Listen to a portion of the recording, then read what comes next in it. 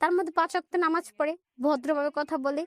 সবাই বলে ওর মতন ভালো ছেলেই হয় না। ধরে ওর গায়ে ধর, কি হলো, কেন হলো, কান্না করতেছে। ওরা বলতেছে যে এটা কেন হয়েছে, কেন, আমি কি করছি, অপরাধ কি আমার? যে ছেলে জিম করে নাই, মানে শুকনো ছিল, সে জিমে ঢুকলো। হ্যাঁ, আলাদা ভাষা ছিল। হ্যাঁ, এগুলো আসলে ওর গল্প শুনে ওকে কি অ্যাডভাইস করবো বা আমি কি বলবো আমি বুঝতে পারছি না। তবে একটা কথা বলি, ভুল মানুষে ভালোবাসা এটা অনেক বড় একটা ভুল। আপনি বলছেন না আপনার কথা অনুযায়ী সে ভুল মানুষ আপনার জীবনে, তারপর আপনি তাকে লাভ কেন করবেন? হ্যাঁ, আপনার মন হয়তো কথা শুনবেন না, আপনার মন হয়তো বারবারই চাইবে যে না এই মানুষটার কাছেই আমাকে যাইতে হবে, কিন্তু ওই মনটাকে বোঝানো মানুষ হিসেবে আমাদের দায়িত্ব। And this is a very tough job. আমি আপনাকে বলি এটা খুবই কঠিন, কারণ এই প্রেম, এই ইমোশন কোনো যুক্তি মানে না। আসসালামু আলাইকুম প্রিয় দর্শক এবং শ্রোতা, আল্লাহ সর্ব অবস্থায় আমাদের সবার মঙ্গল করুন সেই দোয়া এবং শুভকামনা জানিয়ে শুরু করছি লাইফের একটি episode. Studio of creative arts লিমিটেডের এই অনুষ্ঠানটি আপনারা দেখতে পাচ্ছেন সামাজিক যোগাযোগ মাধ্যমে। আমাদের আরও 4টি অনুষ্ঠান আছে, ওয়ান, আপন ঠিকানা, প্রবাসীর অন্তর কথা, ব্র্যান্ডিং বাংলাদেশ। এছাড়া আরও বেশ কয়েকটি অনুষ্ঠান নিয়ে আমরা কাজ করছি, সেগুলো হয়তো এবছরই চলে আসবে। আমাদের মূল জায়গাটি হচ্ছে ইউটিউব। এছাড়াও ফেসবুকে আমাদের পেজ আছে RG Kibria. Studio of creative arts limited নামেও আমাদের একটি পেজ আছে, সেটাও খুব শীঘ্রই অ্যাক্টিভ হবে। এবং এছাড়া আমার তো পার্সোনাল প্রোফাইল আছে, যেখানে আপনারা টুকটাক আমার কাজ সম্পর্কে জানতে পান।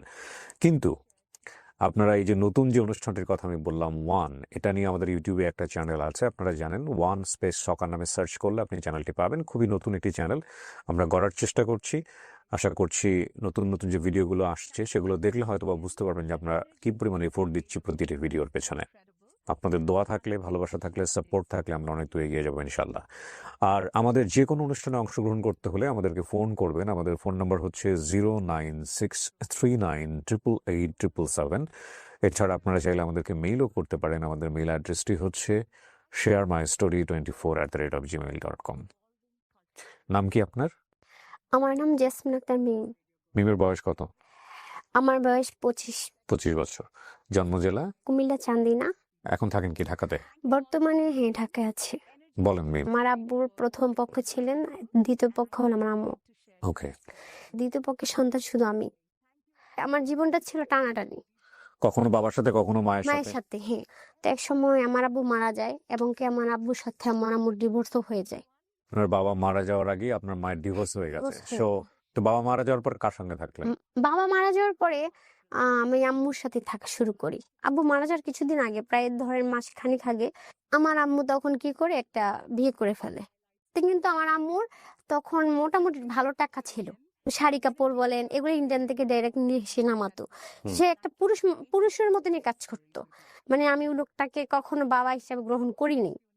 আমি কিন্তু বরাবরই তাকে মামা ডাকি। ও লোকটা কিন্তু আগে বিয়ে হয়নি। আমার আম্মু তার ফার্স্ট ওয়াইফ ছিল। এক সময় পরে দেখা যাচ্ছে যে আমার আম্মু, মানে ওই ভাই, ওই আঙ্কেলটা, মানে মামাটা আর কি, এক একদিকে মেয়েদের সাথে উল্টাপাল্টা করে। আমার আম্মুর তখন মাথায় কাজ করতেছে না, হঠাৎ করে সে মানে আমাদের যে জমি জমা আছে না, সব আমার আপন খালামণির কাছে বিক্রি করে দিছে। বিক্রি করে সে ঢাকা চলে আসে।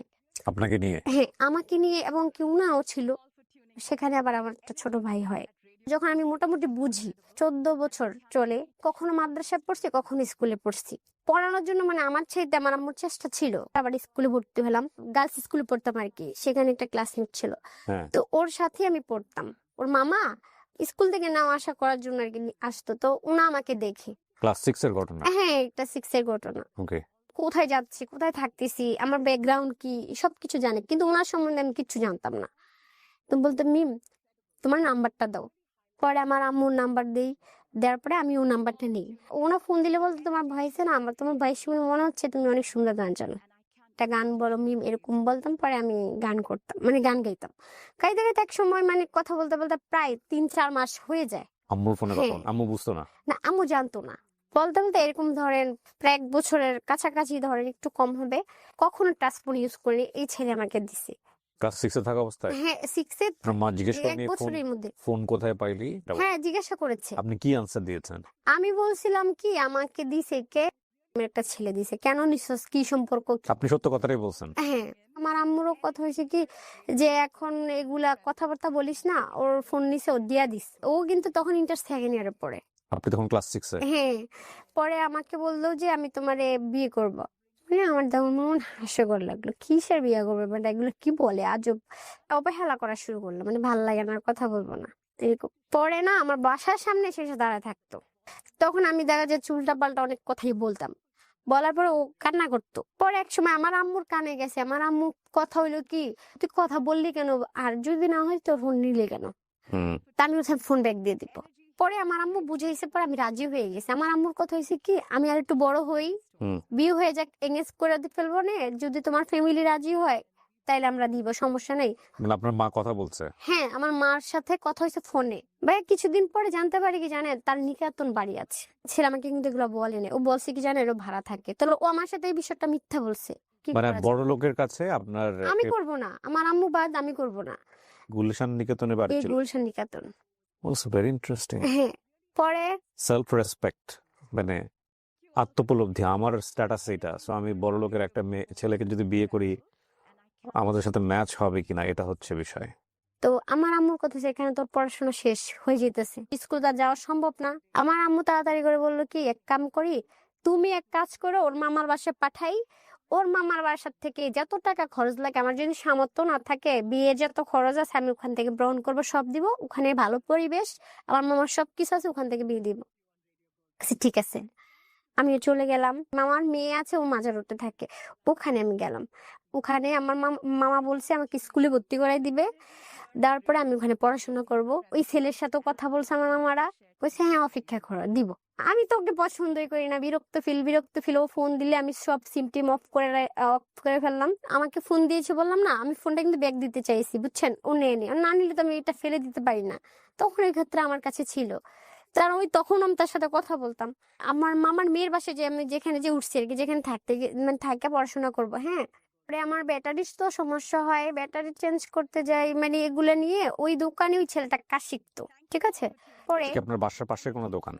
মামার বাসার থেকে ধরো এই যে সামনে নিচে এরকম ওকে, সো ওই দোকানে যেতেন, ওই দোকানে একটা ছেলে কাজ করতো, কাজ শিখতো, হ্যাঁ কাজ শিখতো। কাজ শিখতো, হ্যাঁ। ওকে, তো ব্যাটারি চেঞ্জ করতে যে, তখন আমি বলি যে ভাই আমার ফেসবুক আইডি খুলে দেখ, সেক্ষেত্রে তো অবশ্যই নাম্বার দিতে হবে।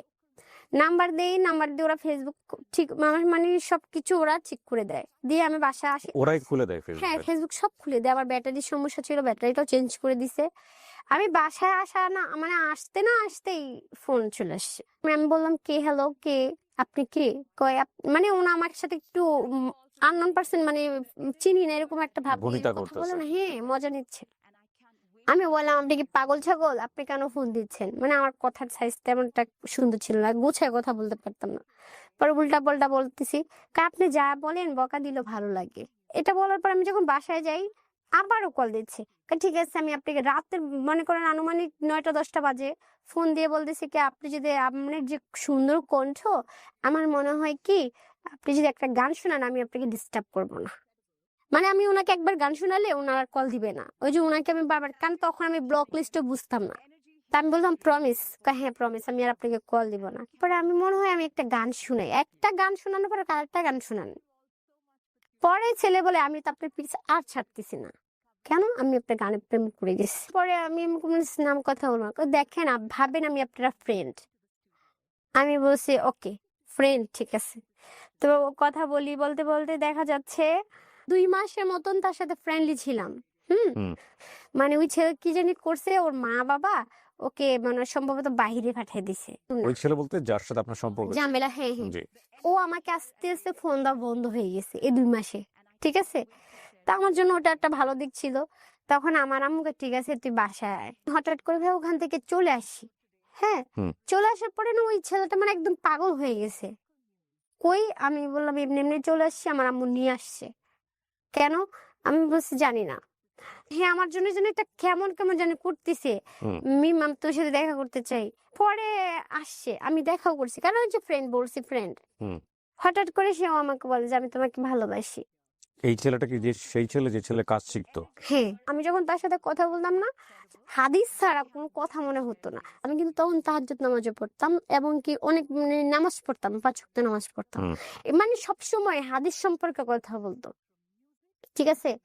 আমি ইমপ্রেস হয়ে যাচ্ছি, মানে তার হাদিসে আসলে কিন্তু কিছু না, যে তার টাকা ছিল বা কিচ্ছু না, একটা বেকার ছিল, একটা কাজ শিখতে আসছে, তার বাড়িও চিনি না, ঘরও চিনি না, কিচ্ছু চিনি না। হঠাৎ করে আমার আম্মু বুঝছে, ওই যে আমার আম্মুর প্রশ্ন এসে, তুই ওই ছেলেকে বিয়ে করস নাই, এখন কেন এই ছেলের লোক কথা বলবি? কিন্তু আমি কিন্তু এই ছেলের প্রতি দুর্বল হয়ে গেছি। আমার আম্মু পছন্দ করতো না। আমার মার কথা হইলে একদম মানে বেড়া মানুষের লোক কথাই বলবি না। হুম। আমার সাথে রাগ করে আমার আম্মু হঠাৎ করে চলে গেছে। মানে তার কথা হয়েছে, তুই জন বেড়ার সাথে মানে মানুষের সাথে কথা বলবি, তুই বল, আমি তোর সাথে আর তোর সাথে থাকবো না, আমি চলে যাবো। আপনাকে কোথায় রেখে গেছে? এই মামার বাসা ছিলাম না, আপন আমার মামা? মামা, আপুর মামা, হ্যাঁ। ওদের কাছে রেখে গেছে? হ্যাঁ, আমারও জিদ চলে আসছে যে কেমন মা সেভাবে চলে যাবে কেন, কিন্তু আমি ওর পিঠ ছাড়িনি। তা না, আমার কথা হলো, ওই ছেলে তো আমাকে একটা ফ্ল্যাটে দেখছি, মানে দোতলা বাড়িতে দেখছে। কোন ক্লাসে পড়েন তখন? তখন এই মানে 6-7 ভর্তি হয়েছি আমি। তার মধ্যে কিন্তু 1 বছর গ্যাপ হয়ে গেছে না, যে এখান থেকে এখানে যাওয়া যায়, তো একটা স্কুলে ভর্তি হওয়া যায় না সাথে সাথে। ছেলের সাথে কিন্তু প্রায় 6-7 মাসের মতো কথা বলছি। আমারে বলতেছে কি, মিম তোমার সাথে আমি আর দেখা করবো। তার আমি বলছি, শুনেন, আপনি যে আমার সাথে রিলেশন করতে চান। তখন আমার মায়ের স্টোরি সব বললাম, মানে সবকিছু ভেঙে বলছি, এবং আমি কোথায় থাকি, কোন পরিবেশে থাকি, আমি সব দেখাইছি। তাও শুনে কিন্তু সে আমার সাথে রিলেশনে জড়াইছে। আপনি তার সম্পর্কে জানতেন যে তার সম্পর্কে সময়টাতে? আমি কিচ্ছু জানতাম না। তো তাকে আপনার এত কিছু কেন বলতে হবে? না, এই জন্য তো আমি বলিনি। Fact- তারপরও যে fact কিন্তু 2-3টা খেয়াল করেন। যখন আমি একটু শেষ করি। 2-3টা ফ্যাক্ট। একটা হচ্ছে ফ্যামিলি গাইডেন্স খুব ইম্পর্টেন্ট, খুবই ইম্পর্টেন্ট। এখানে ল্যাকটা হচ্ছে ও যে বয়সটাতে এ ধরনের সম্পর্কে জড়াচ্ছে রিপিটেডলি, সেখানে ওকে গাইড করার মতো প্রপার মানুষটা নাই। ওর মা যেভাবে করছে গাইড, সেটা ওর জায়গা থেকে ও অ্যাকসেপ্ট করতে পারছে না। কেন পারছে না? সেটা হয়তো মেকানিজমে কোনো একটা প্রবলেম ছিল। এক একটা বাচ্চা এক এক রকম ভাবে জিনিসগুলোকে ডিল করে। বাট এই অ্যাডোলেসেন্স পিরিয়ডে বাচ্চারা এরকমের সম্পর্কে অনেক সময় জড়িয়ে যায়। এটা আনকমন কোনো কিছু না। এটা হয়তো ইউটিউবের এরকম কন্টেন্ট দেখে অনেকের হয়তো মনে হতে পারে যে এটা হয় নাকি। হ্যাঁ, এটা হয়। এই বয়সটা খুবই উঠতি বয়স, এবং ওই যে গ্রামের লোকজন একটা কথা বলতো যে কাকপক্ষী যাকেই দেখি তাকেই ভাল লাগে। তো কিন্তু এখানে একটা প্রপার গাইডেন্স, অতিরিক্ত শাসনও করা যাবে না, এবং একই সাথে এখানে বাবার যে অভাবটা সেটা কিন্তু এই গল্পের মধ্যে আছে। গল্পটা কোথায় দাঁড়াবে আমি জানি না, একটু শুনতে থাকি। মাঝখানে আমি সরে দিতেও চাইছিলাম, কারণ আমার আম্মুটা পছন্দ করতেছে না। হুম। সে আমাকে বলতো কি, তুমি যদি আমার জীবন থেকে সরে যাও, আমি মরে যাবো, এটা করবো সেটা করবো। এরপর আমি এমনও মিথ্যা বলছি, আমার আম্মু না আমাকে বিয়ে দিচ্ছে, হুম। তুমি আমার ভুলে যাও। এরপর বলতেছে কি, আম, যে তোমার বিয়ে করবে আমি তাকে এটা করবো সেটা করবো, তোমার মেরে ফেলবো, মানে এই টাইপের কথা বলতেছে। হের এগুলো দেখে দেখে না, সে তো আমার প্রতি খুব দুর্বল, আমিও তার প্রতি দুর্বল। পরে আমি তার সাথে কথা বলতেছি, বাবার বাসায় থাকতেছি, থাকতে থাকতে তখন তার সাথে সে কিন্তু মাঝে মাঝে ওই আমাদের যে এলাকা আছে না, হুম। মানে আশেপাশে আসতো, এসে দেখা করে চলে যেত, মানে তার সাথে মানে দূরে কোথাও আমি যাইনি। মামি পরে বলছে কি, দেখি ওই ছেলেকে আমারও দেখার আছে। আমারও কথা হলো, ঠিক আছে, সে আমার স্থানটা দেখুক, হুম। দেখো পছন্দ না হলে চলে যাবে, না হলে না। পরে আমরা কি করলাম, আমার ওই মামির বাসায়, হ্যাঁ, আমার একটা ভাবি আছে, ওনার রুমে আনলো। ওনার রুমে আনার পরে একটা মানুষ আপ্যায়ন যেভাবে করা লাগে আর কি, সেভাবে আপ্যায়ন করলো তাকে। হুম। ফ্যামিলি, পরিবেশ সবকিছু দেখছে। হুম। দেখার পরে সে চলে গেছে। যাওয়ার পরে সে আমার সাথে তাও ঠিক মতো সুন্দরভাবে কথা বলতেছে। বলার পরে আমারে বলতেছে কি, মিম তোমার আম্মুরে বল আমি তোমার বিয়ে করবো। ও কি করে তখন? তখনও বেকার, কাজে শিখে, বয়স কত? ইন্টার কমপ্লিট করে ফেলছে, বিয়ে ভর্তি হয়েছে কিন্তু পড়ে নেই। আর আপনি তখন ক্লাস 7-এ পড়েন। 7-এ, হ্যাঁ। বিয়ের প্রস্তাব দিয়েছে, হ্যাঁ, তারপর? দেখে মনে হবে এর মতন ছেলে আর পৃথিবীতে একটাও নেই। হ্যাঁ, আমার মামা মামি যে দেখছে সবাই পছন্দ করে ফেলছে, হ্যাঁ, ভদ্রতা দেখে। তো আমার আম্মুরা এসে বলছে, না ছেলেটা অনেক ভালো হবে, আপা রাজি হয়ে যান। আমার আম্মুরও কান বলতো, ঠিক আছে দেখি। আমার আম্মুর মোট কথা হয়েছে যে আমাকে বিয়ে দিতে পারলেই বাঁচে। আমার আম্মু দেখলো, দেখার পরে আমার আম্মু বলছে, বুঝলাম তুমি আমার মেয়ের ভালোবাসে বিয়ে করবা, ঠিক আছে বিয়ে দিব, কিন্তু তোমার আম্মু কোথায়, তোমার বাবা মাকে নিয়ে এসো। ওই বিষয়টা আসলে বলে কি, আন্টি আমার বাবা মাকে আমি রাজি করাবো। আয়া করছে, আপনি একবার বিয়ে করাই দেন, বিয়ে করে ফেললে তো মাইনা না মাইনা কই যাবো। আমার আম্মা কইছে যে না, আমি এভাবে বিয়ে করাবো না, গার্জেন ছাড়া কোনো বিয়ে হইব না। তাই আমার আম্মা কইছে যে তুমি যে বিয়ে করবা, বিয়ের খরচ তো না হইলো মিনিমাম 5-10 হাজার টাকা আছে, তুমি কই পাইবা, তুমি তো কাজও করো না। কাছে আমি 5,000 টাকা ম্যানেজ করে দিব। আমার আম্মু কি করছে, 5,000 টাকা নিয়ে গেছে ওর থেকে। আমার আম্মার বিয়ে পড়ায় নাই, ওর ফ্যামিলির কথা বলছে, বলছে তাহলে ফোনে কথা বলাও, সেটাও পারবে না। তা আম্মু কাছে তাহলে ঠিক আছে যাও। আমার আম্মু টাকাও দেয় না, ওটা দেন। আমার আম্মু কাছে হে ফোন দিলে ফোন ধরবি না, হে খারাপ ভাববে, আস্তে আস্তে শেষ হয়ে যাবে, শেষ। দুজন দুজনের সাথে যোগাযোগ ঠিকই আছে। আমাকে হঠাৎ করে একদিন বলতেছে জন্ম নিবন্ধন লাগবে। আমার বয়স কত, আসলে জন্ম নিবন্ধন বয়স আমার মাত্র তখন 14 বছর চলে। আমার জন্ম নিবন্ধন নিল প্রায় ধরেন না হলে মানে 18-19 বছর তখনই দিয়ে রাখছে, মানে অনেক ডাবল বয়স বাড়ানো। পরে মানে কাগজের সব বাড়াইলো, বাড়ানোর পর আমাকে ফোন দিল, তুমি আইসো অমুক দিন। তখন হালকা হালকা বৃষ্টি পড়তেছে, আমি গেছি। আমাকে একটা কাজু পিস ঢুকালে বলতেছে কি কেটে চিনো? আমাকে না, কেটে কাজু পিস। আমি কি এখানে কি করবেন? বিয়ে করবো। আমাকে না, এভাবে কিভাবে বিয়ে হয়? তুমি যদি এখন না করো তাহলে হেরা ভাববে আমি তোকে জোর করে আনছি, তাহলে আমাকে পুলিশে দিয়ে ফেলবে। ভাই এই কথাটা ও সত্যি বলছে। বলার পরে আমি তো তার প্রতি এমনি দুর্বল, এর মধ্যে ওর পুলিশের কথা বলছে, আমার ভিতরে ভয় ঢুকছে। আর আমি তো চাই না তাকে ধরে নিয়ে যাক। পরে আমিও কি করলাম, রাজি হলাম। হওয়ার পরে ওখানে এসে দেনমোহর মানে কাবিন টাবিন করলো। ওই হুজুরও কিন্তু আমাকে দেখে প্রথম বলছে, বাচ্চা একটা মেয়ে, এটা কিভাবে? সমস্যা নেই, করেন। মানে ও এমন একটা ছেলে ছিল, যেখানে যাইতো না ও ফ্রেন্ডলি হয়ে যেত। সবাই জানে যে ওর মতন ছেলে হয় না। সাক্ষী ছিল ওখানে? সাক্ষী ওর সব বাইরের লোক, মানে নিজের লোক কেউ ছিল না। আপনার পক্ষ থেকে কেউ ছিল না? কেউ না, কেউ ছিল না। পরে বিয়ে হয়েছে। আপনি ক্লাস 7-এ পড়েন তখন? হ্যাঁ হ্যাঁ, ওর বয়স কত হতে পারে? 12 থেকে 14 বছর সর্বোচ্চ। 14 14। বছরের, হ্যাঁ 14 একটু বেশি বা 1-2 মাসের এদিক ওদিক হবে। পরে আমার আম্মুকে ফোন দিছে, যে ছেলেটাকে আপনি বিয়ে করছেন সে আপনার মাকে ফোন দিয়েছে? ওই কাজেই দিছে। কাজে দিয়ে কি বলেছে? যখন বলছে যে ওর মারে ফোন দেন দেখি মানে কি রাজি বলে? কিনা। হ্যাঁ কি বলে? পরে আম্মুরও ফোন দিছে, আমি তো বলছি বিয়ে করাবো না, তারপরে যত মেয়ে চলে গেছে, কিছু হইলে আর আমরা জানি না। ওকে এটা হয় গো ব্যাপার, আমি আর জানি না। এটা ওর আম্মু ফোন এটা বন্ধ করে দিছে। পরে ওদিন আমি বিয়ে করলাম। আমার মনে হচ্ছে যে মানে কেমন যেন একটা ভয়ও ফিল, মানে ভয় ছিল, মানে কোনো আনন্দ ছিল না, কিন্তু বুঝি না, কিন্তু ভয় ছিল। আমাকে বাসায় দিয়ে ও চলে গেছে। আমি যেহেতু আমার মামার বাসায় থাকতাম, আনুমানিক 6 মাস 4-5 মাস এরকম হবে। হঠাৎ তার কাজ শিখা শেষ, সে একটা জায়গায় জব নিছে। তখন আমি যখন বিয়ে করছি না, আমার আম্মু আমাকে ঘরে জায়গা দিবে না, মানে আমার ভরণ পোষণের দায়িত্ব নিবে না। ওই যাই, ছেলেও বেকার, আমিও মানে আমি তো তখন কিছুই করতাম না। আমার যে মামার বাসায় রেখে গেছে ওই মামা আবার একটু ভালো ছিল, মানে সব মামার থেকে ওনা একটু অন্য টাইপের। আমার প্রতি মানে মায়া ছিল। ওনার বাসায় থাকতাম, ওনার বাসায় খাওয়া দাওয়া সবকিছু করতাম। ও কিন্তু আমাকে কোনো হেল্প করতে পারতো না, মানে টাকা পয়সা বা এরকম আছে কোনো কিছু করতে পারতো না, আমিও চাইতাম না তার থেকে। পরে আম্মু কম বেশ টাকা ওই দিয়ে হেল্প করতো। এভাবে চলার পরে আমি আমার আলাদা একটা রুম নিলাম। রুম নেওয়ার পরে রুমের মধ্যে যা যা লাগে আম্মু লুকাই লুকাই সব কিনে, যেমন মা বা ওই বেটা বলতে কে? আপনার মামা? মামা, হ্যাঁ মানে আপনার মার হাজবেন্ড? হ্যাঁ। মানে আপনারা একসঙ্গে থাকা শুরু করলেন? এক সপ্তাহ না না, একসাথে থাকা শুরু করে না, ওই যে বিয়ে করে ফেলছে, আলাদা একটা জানাজানি হয়ে গেছে না, প্রথমে তো হয়ে গেছে। তখন আমার সবকিছুই আলাদা করতে হয়েছে। আমার মামার বাসায় রুম নিয়েছি।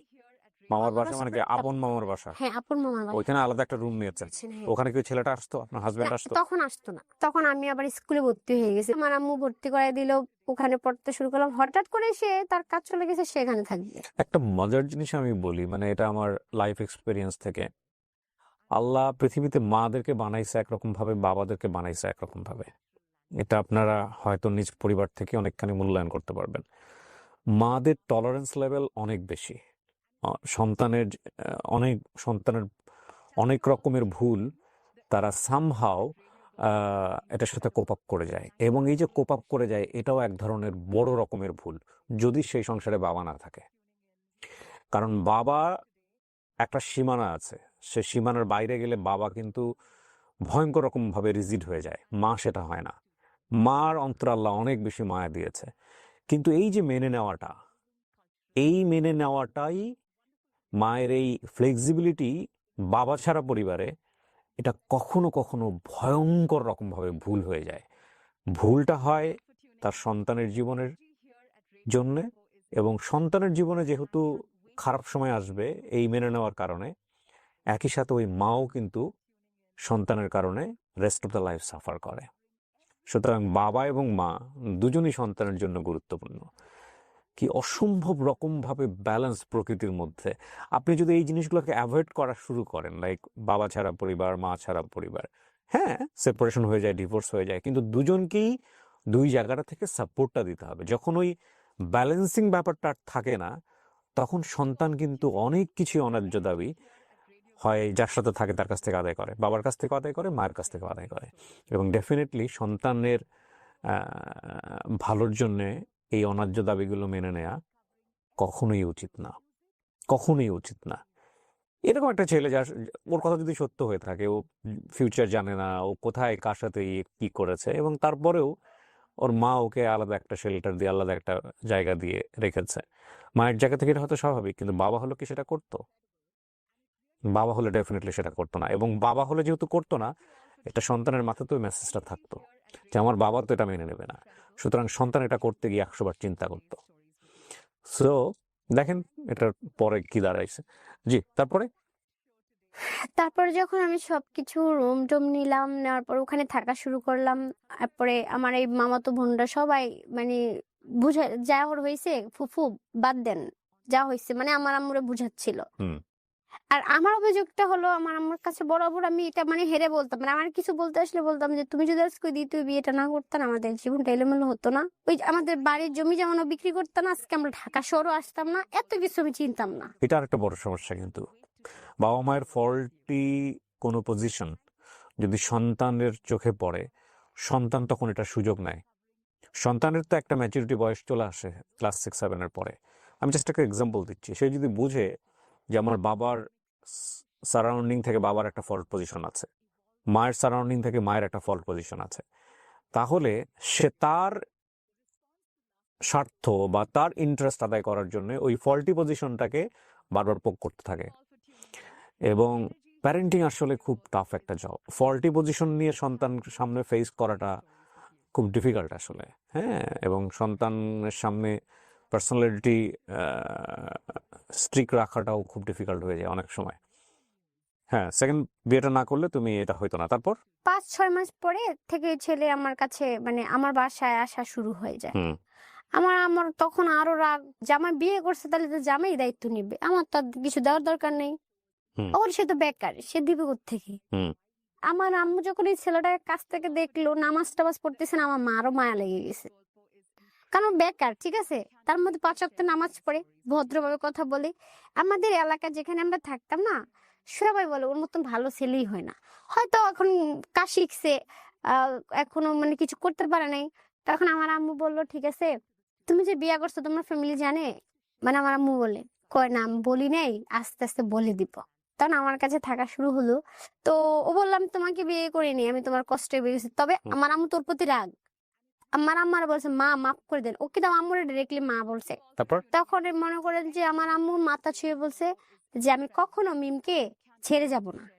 আমার আম্মু মাঝে মাঝে ওর হাত খরচের জন্য 500 টাকা দিত, কোনো সিগারেট বিড়ি কোনো নেশা জাতীয় কিছু করতো না। তখন আমি স্কুলে ভর্তি হলাম, পড়াশোনা শুরু করলাম। আমি আসার পর পরে না, বাড়িটার আশেপাশে দেখতো ওই চিপায় ওই চিপায় কথা বলে ফোনে। একদিন আমি স্কুল থেকে আসার পরে রাস্তার এখানে দাঁড়াদের ফোনে কথা বলতেছে, হেসে হেসে কথা বলতেছে। বিয়ের কতদিন পরে? 6 মাসে যায়নি। পরে আমি কি করলাম, ওর সিমটা খুলে আমার ফোনের সিমটা লাগালে ইমোর মধ্যে দিলে নাম্বার দিলে তো অটোমেটিক চলে আসে, বসে যায় না? তো চলে আসে সিমটা। আসার পরে ভাইয়া দেখলাম মাহি নামে 2টা মেয়ে। তারপরে যা হয়েছে হলো, এলাকার মধ্যে মেয়ে থাকে না, যে মেয়ের সাথে বড় বোনের সাথে প্রেম করছে, এই মেয়ে ছোট বোনের সাথে প্রেম করছে। তো এগুলোর তো বিয়ে হয়ে এগুলো গেছে। জানলেন কিভাবে আপনি? কিভাবে জানছি? সবাই যে ফোন হ্যাক করলাম, ভয়েস রেকর্ড, ফোনের মধ্যে অটো রেকর্ড চালু ছিল। সিম দিয়ে তো কল রেকর্ড পাওয়া না না, এটা ওর ফোন থেকে পাইছি, ভুলে 1-2টা থেকে যায় তো ডিলিট করে নি। হ্যাঁ, ওই সময় আমি কেমন ফোন টিপতে টিপতে এই রেকর্ড গুলো আমি পেয়ে গেছি। আপনারা এই যে গল্পের এই পর্যায়ে এসে এতটুকু শুনে অনেকেই ওকে জাজ করবেন না, যে এই মেয়ে না জেনে শুনে বিয়ে করছে, এই মেয়ে না জেনে শুনে এটা করছে, এই মেয়ের জীবন এটাই হওয়া উচিত, এই মেয়ে এরকম সেরকম, অনেকে আজে বাজে মন্তব্য করবেন। বাট আমি আপনাদেরকে একটা কথা বলি, এর চাইতেও সরল, এর চাইতেও বোকামো অ্যাক্টিভিটি দিয়ে ভরা বাংলাদেশ, ভরা। আমি আপনাকে বলতেছি, আমরা এই গল্পগুলো আপনাদের সামনে নিয়ে আসি একটাই কারণে, একজনের ভুল থেকে যাতে আমরা সচেতন হই। এবং এইখানে প্রেমে পড়ে গেছে, অ্যাডোলেসেন্স পিরিয়ডে এই জিনিসগুলো হয়েছে, এগুলো অনেক হতেই পারে। আমি যদি বলেন এটা, হ্যাঁ, আপনি এক একটা এথিক্যাল পয়েন্ট অফ ভিউ থেকে, আপনার এক একটা এথিক্সের জায়গা থেকে আপনি যদি বলেন এটা হওয়া উচিত হবে না, এটা ঠিক আছে, সব সব এথিক্সের জায়গা থেকে, কিন্তু তারপর অনেক সময় হয়ে যায় মানুষের জীবনে। কিন্তু বিয়ে একটা পরিণত ডিসিশন, এবং এই ডিসিশনে যাওয়ার আগে এইভাবে কোনো একটা ছেলেকে বা কোনো একটা মেয়েকে জীবনে জায়গা দেওয়া, এটা ভুল। এই জায়গাটা আমি বহুবার আমার বিভিন্ন অনুষ্ঠানে দেখিয়েছি। তো আপনি এগুলো পেয়েছেন, হ্যাঁ? তারপরে হ্যাঁ, পাওয়ার পরে আমি যখন রেকর্ড গুলো দেখি, আমি প্রমাণগুলো নিই। নেওয়ার পরে তখন আমার মাথায় ঢুকছে যে এবার থেকে বিয়ের কথা বলে দিব, আমি আর চুপ থাকবো না। কিন্তু এগুলো তো ওর অতীত, এগুলো নিয়ে আপনি কেন না টানাচ্ছেন? অতীত অতীত হয়েছে হলো যে এক্স গার্ল প্রেম করছে ওকে, তাহলে বিয়ের পরে কথা বলা উচিত হয়েছে। সে মেয়ের স্বামী আছে, বিদেশ থাকে, তার তো ওই সে মেয়েদের সাথে কথা বলার অন্যায় না? এটা তো অনেক বড় অপরাধ। এগুলো আপনি সত্যি সত্যি বের করছেন? সত্যি বের করেছি। আচ্ছা, বের আমি করার পরে বললাম না আপনি ওর কি করলেন? এগুলা আমি আর এগুলো আমার কলেজ লাইফের ফ্রেন্ড, এগুলা বুঝাইছে। এগুলো বোঝানোর পর আপনি মেনে না নিয়েছেন? মেনে নেই, মানে আমার সবাই বলে একটা বাচ্চা নিলে তোর আর এই সমস্যাগুলো হবে না, আর প্রেম করবে না, আর ফ্যামিলিকে জানাবে। এগুলো মানুষ হচ্ছে আরো বড় ভুল হ্যাঁ সিদ্ধান্ত। হ্যাঁ ভুল সিদ্ধান্ত, অবশ্যই ভুল সিদ্ধান্ত। হাজবেন্ড কিছুই করে না, তো এখনো বেকার ছিল। বেকার। আপনিও নিজেও কিছু করেন না, ক্লাস 7 8 পড়েন। আমুর আমুর দিয়ে চলতেছি। এখন কথা হলো সে ধরা খাইছে, ছেড়ে দিলে কি সমাধান? আমার তো তাহলে তো আমিও তো ডিভোর্সি হয়ে গেলাম। তেমন আম্মুরও কথা হয়েছে কি যে কি কমু জানি না, তোর ব্যাপার। যখন বেবিটা হয় আমার সাথে এমন একটা সিনক্রেট করলো, করার পর সে রাখবে না, ব্যাস এটা হের বাচ্চা না, এটা না ওর আবার হ্যাক করি, ছবি তুলে ওই ওর ফ্রেন্ডরা যারা আছে না সবাইকে ছবি দেওয়া শুরু করে দিই। আর ও মনে করে সবগুলো দেখে, আর আমার কাছে অনেক প্রমাণ আসে। ওই এর সাথে কথা বলে আবারও টান দিয়ে, আবারও দেখি সেম ওই মেয়েদের সাথে কথা বলে। আপনি প্রথম ছেলেটা থেকে স্মার্টলি বের হয়ে আসছিলেন, এর থেকে বের হয়ে যাননি কেন? না আমি আসলে বুঝিনি। আপনি আসলে বুঝেন নাই। আর সত্যি বলতে যে বললাম না 5 ওয়াক্ত নামাজ পড়ে, আমি ছোট থেকে একটা জিনিস বিশেষ করে যারা নামাজ পড়ে না তাদের মন দিল ভালো থাকে, ঠকারও চিন্তা ভাবনা থাকে না। তো ওটাই আমি বিশেষ করছি, আসলে আর কিছু না। যে বা টাকা বা সুন্দর, আমি যখন রিলেশন করছি না ভাইয়া, বিশ্বাস করেন আমি তার চেহারার দিকে তাকাইনি। 5 ওয়াক্ত নামাজ মানুষ পড়ে, মানুষ ভুল করে। হ্যাঁ, ভুল বলে তবে আমরা মানুষকে তো কোনো না কোনো আচরণ দিয়েই জাজ করি। মানুষের ভেতরে আমি জানি আমার অন্তর কেমন, আমি তো জানবো না আরেকজন মানুষ তার অন্তরের কি আছে। সুতরাং তার বাহ্যিক অ্যাক্টিভিটি দিয়ে থেকে তো আমাদের তার জাজ করা উচিত না। তারপরেও একটা কথা হচ্ছে, তার বাহ্যিক অ্যাক্টিভিটি তো তার পার্সোনালিটি, তার অ্যাটিটিউড। সো একটা ভালো কাজ করছে সে, সেটা থেকে আপনি জাজ করছেন, সেটাতে ভুল কিছু নাই। কিন্তু তার মানে এই না যে এইটাই শুধুমাত্র জাজ করার জন্য এনাফ।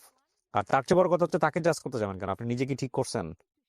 আপনি একটা ছেলের বাড়ি ঘর কোথায় জানেন না, সেই ছেলে একটা বেকার, ভুল, এটা আমি স্বীকার আপনি করি। গিয়া তাকে বিয়ে করে ফেললেন। একটা বেকার ছেলেকে আর এখানে দেখেন ওনার বয়সটাও কিন্তু খুব ইম্পর্টেন্ট। আমি বড় বলছি, 14 বছর বয়সে জাজমেন্টে যাওয়াটা খুব মুশকিল। তবে এই ভুলগুলো আমাদের সমাজে অহরহ করে মেয়েরা, ছেলেরাও করে। ইমোশনাল ফুল যেটাকে আমি বলি, হ্যাঁ, আবেগী বোকামো। এবং এই বোকামো এগুলা এই বিয়ের ব্যাপার বলেন, ক্যারিয়ারের ব্যাপার বলেন, এডুকেশনের ব্যাপার বলেন, এগুলোতে একবার চির ধরে গেলে সেই চিরটা থেকে বের হয়ে আসা খুব কঠিন, খুবই কঠিন, ভয়ঙ্কর কঠিন।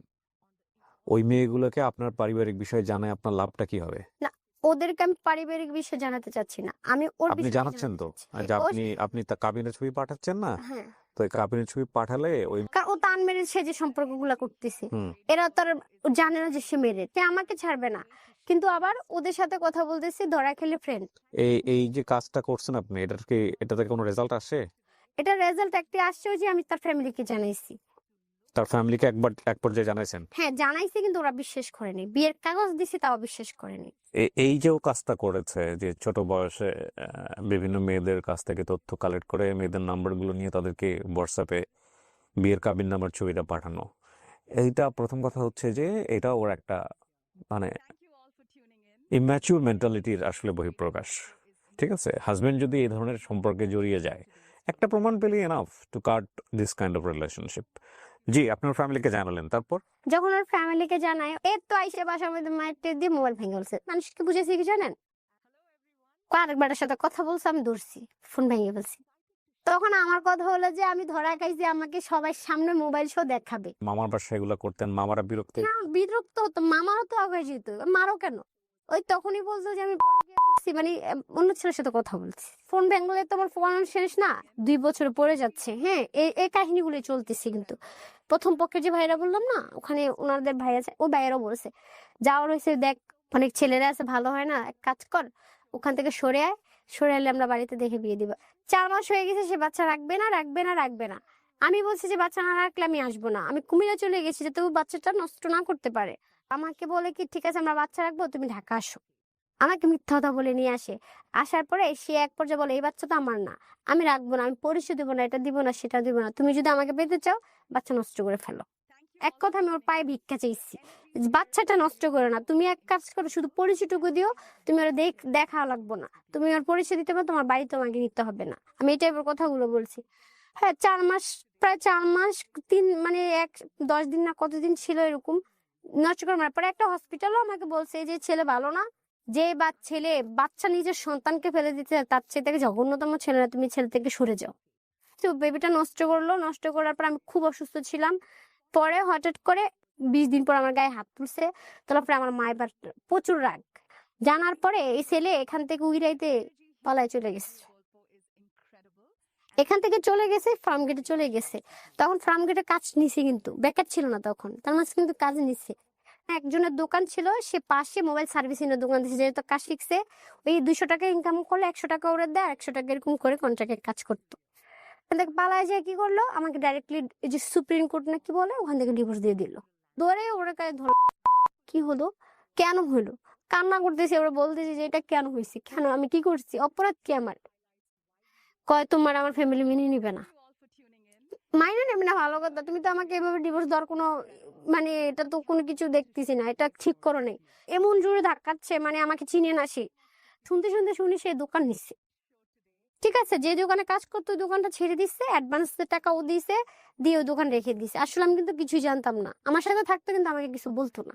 হ্যাঁ, ডিভোর্স দিছে, আপনি আইনের স্টাফ নেন, দেখেন কি করেন। ওই এলাকার মানুষ বললো, বলার পরে কিভাবে জানি ওই দোকানদার শুনছে যে ওনার এই ওই লোকটার সাথে একটা গ্যাঞ্জাম চলতেছে, একটা মেয়ের সাথে এই কাজগুলো, মানে শুনছে যে আমার সাথে যেটা করছে।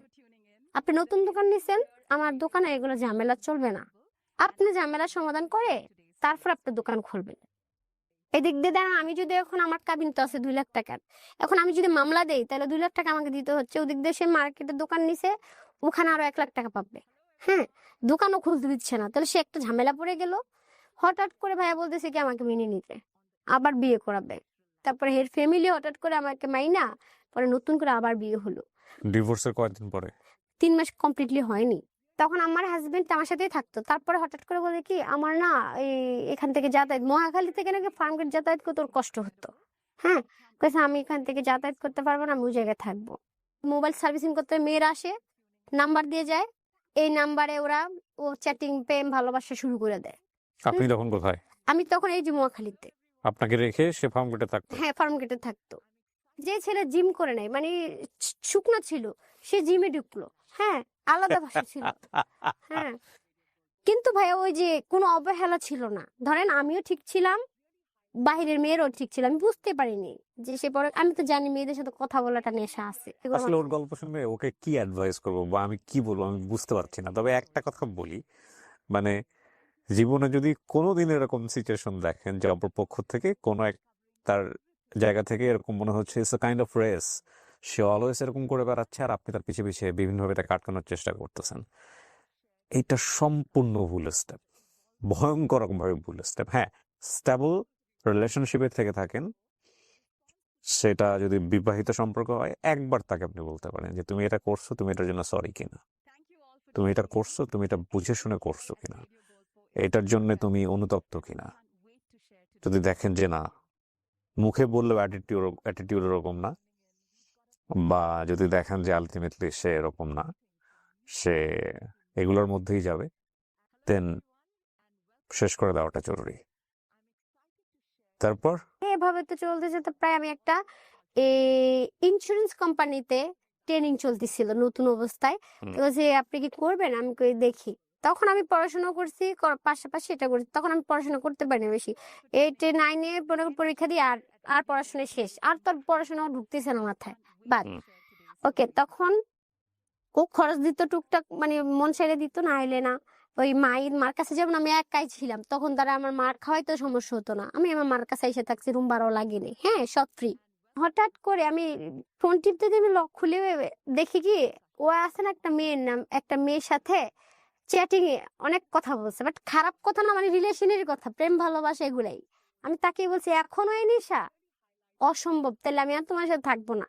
যখন আমি দেখতেছি যে ও একাধিক সম্পর্কে জড়িয়ে গেছে না, তখন তো আমি ওর আশা ছেড়ে দিছিলাম, তখন আশ্বাস হারাই ফেলছি। হারিয়ে তখন আমি গানের মধ্যে ওই যে নিজের ফেসবুক পেজ খুলে না, খালি ভয়েসে গান করে আমি ছাড়ি। তারপর দেখা যাচ্ছে এরপর আমি একটা ভাইয়ের সাথে গান করছি। হ্যাঁ, নিজে কিছু খরচ দিছি, ও ভাইয়ের সাথে আমি গানের ডুয়েট গানের মধ্যে আমি ঢুকছি। আমি ওর আশা করে লাভ নেই, আমার কিছু করতে হবে, মাও আমাকে আর দেখতে পারতেছে না। তখন ওই গানের কিছু শুট করছিলাম না, ছবি কিছু ফেসবুকে শেয়ার করছে, পরে ও দেখছে, দেখার পরে সে আবার লাইফে অ্যাক্টিভ করে আসছে, মানে এগুলো করা যাবে না। ওকে পাওয়ার পরে আমি বলছি এটাও আমি বাদ, শেষ। ঠিক আছে, ওই ছবিগুলো ওই 17 সালের মানে 18 সালের ঘটনার ছবিগুলো ওর ফোনে এখন পর্যন্ত রেখে দিছে। ওর স্ক্রিনশট গুলো দেখলাম, আমি কি সেগুলো কি আমি রাখবো না, আমি নিজে ডিভোর্স দিব, আমি তোমাদের কাবিনে টাকা নিবো না, সমস্যা নেই। তখন সে আমায় বলে না না আমি প্লিজ এমন করো না, আমি মরে যাবো, এটা সেটা। সে আমাকে অনেক দুর্বলতা দেখায় আমার প্রতি, পরে গেছে আর এরকম হবে না, আমি তোমাকে বাড়িতে পাঠিয়ে দিব। সে 18 সালে বিয়ে হয়েছে, সে 21 সালে আমি বাড়িতে গেছি। ঠিক আছে, বাড়িতে গিয়ে কি পাইলেন? প্রায় 15 দিন মতন ছিলাম মনে হয়, আমাকে অনেক সাপোর্ট করছে। এরপরে বেবিটা না নিজের ইচ্ছাতে নিচ্ছে, বাচ্চা বাড়ির থেকে আসার পরে হয়েছে। হুম। বাবু যখন হয়েছে আমি বাবার বাড়িতে যাই, ও আমার কাছে থাকতো না, তখনও ব্যাচেলার বাসা থাকতো। বাবু হওয়ার পর আমি বাড়িতে যাইলাম, পরে ওরে বলতেছে যে তুমি কুমিল্লা এসে আমার বোনকে নিয়ে যাও। আমার ভাইয়া বলতেছে, ওই যে সৎ ভাই, হুম। আনার জন্য সে গেছে। তখন বললো আচ্ছা তোদের মধ্যে কি এরকম কোন সম্পর্ক? তখন আমি ভাইয়ার বলে দিলাম, ভাইয়া এই কাহিনী এগুলো এগুলো। তখন আমার ভাইয়া ওকে বলছে, দেখো তোমার যদি ওরা ভালো না লাগে, তোমার বাচ্চাটাকে নিয়ে আমার বোনকে ছেড়ে দাও। বলো দরকার না, আমি আমার বাচ্চাকে আমি মাছাড়া করবো না, এই টাইপের কথা বলে সে আমাকে ঢাকা মানে বাড়ির থেকে বুঝে ঢাকায় নিয়ে আসছে। তখন টানায় বেবি হওয়ার 1 বছর আমার সাথে ছিল। থাকার মাঝখানে যখন আমার বাচ্চা অসুস্থ, হঠাৎ করে একদিন তার ফোন আবার ধরলাম, ধরার পরে দেখলাম যে একটা মেয়েদের সাথে সে রিলেশন, শুধু রিলেশন না, মানে একটা বাজে যে ইমুর মধ্যে একটা মেয়েকে যখন একটা ছেলের সাথে মানে শরীর দেখানো থেকে শুরু করে এ টু জেড তাদের সাথে, এবং কি অন্য মানে একসাথে 4টা প্রেম করছে। একটা মেয়ে হয়েছিল, তার রানিং স্বামী আছে, এগুলো স্ক্রিনশট অন্যায় করে যে রেখে সহ্য দিব। করে, অন্যায় যে করে, দুজনেই সমান অপরাধী। অপরাধ।